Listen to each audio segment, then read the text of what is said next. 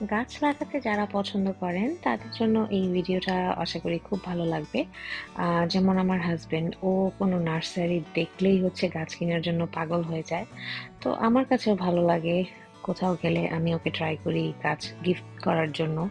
ও এটাতেও অনেক খুশি হয় এবং মোটামুটি কোনো জায়গায় গেলে ও ২-৩ টা গাছ কিনেই। যেহেতু সামনে সামারও আসতেছে।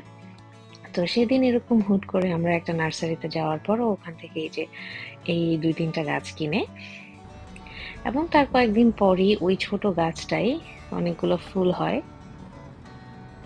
এটা এই ছোট হচ্ছে যে গাছটা না? হ্যাঁ, ড্যাফোডিলটা সবুজ ছোট পট থেকে আগে ছিল হচ্ছে যে এই পটটা, এই পটটা থেকে সরা এটাতে নিচ্ছে, এটা বড়, সেটা আবার ফুলও ফুটে শুরু করছে।